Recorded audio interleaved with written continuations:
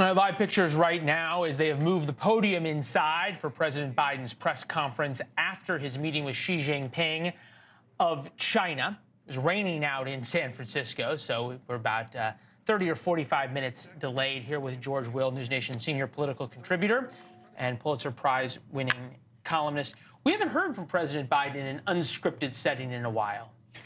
For good reason, which is that it's kind of an adventure when he starts ad-libbing. It's kind of eerie that a lot of people will be watching this not for the substance of what he's going to say about relations with another nuclear power, but can he get through it?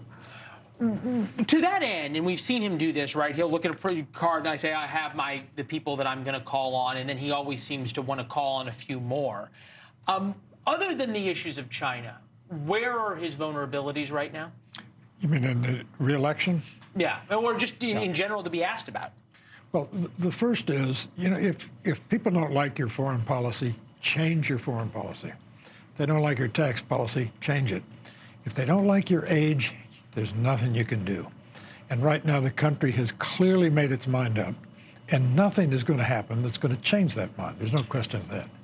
The one thing that you have to imagine that he's going to get asked about, and we covered a lot of the issues related to China a little bit earlier, but is what's going on in Gaza right now. And he seems to want this both ways, right? He seems to want to support Israel, which he has done pretty emphatically, although the U.S. today didn't veto a UN resolution, perhaps, on Israel that they should have. He wants to support Israel, but at the same time, he wants the support, needs the political support of people who want to destroy Israel. I'm trying to figure out the logic in wanting to have it both ways. Well, he can't have it both ways, and he's going to look awkward trying to have it both ways. The fact is, the young people who are in the campuses and are a tiny sliver. Remember, a third of Americans, only a third, have college degrees. It's a minority of young people and a minority of the college young people who are making this ruckus, whereas the vast majority of Americans support Israel, and the Jewish community, which has been traditionally very important in terms of financial support as well as electoral support, supports Israel. So this, as a political matter, this is an easy call. Yeah, but yet still, we seem to have him want to have a little bit of a toe in the, yes, I'm calling for humanitarian pauses. Look, it feels as though for President Biden, look, we all want the president of the United States to be respected abroad and feared by our enemies. That makes America a safer place. Just 40% of U.S. adults approve of how Joe Biden is handling relations with China.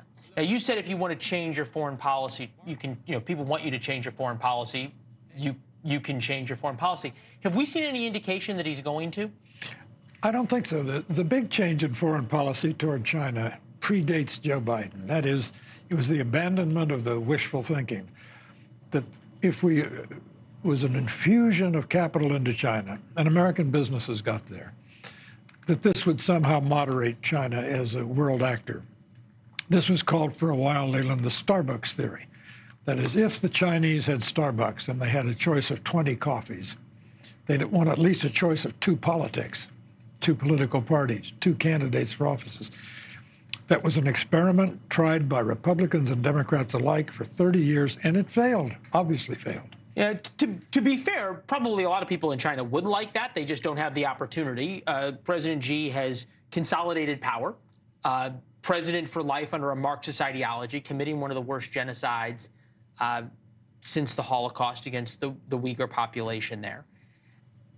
In a time when we've talked so much, and you and I have talked about this as it relates to Israel, about moral clarity, we're not seeing much from the White House as it relates to moral clarity about China. The president has, before he was president, called Xi Jinping a thug. He said, I spent a lot of time with him. There isn't a democratic fiber in his body. So before he became president and presidential prudence took over, he had a certain clarity.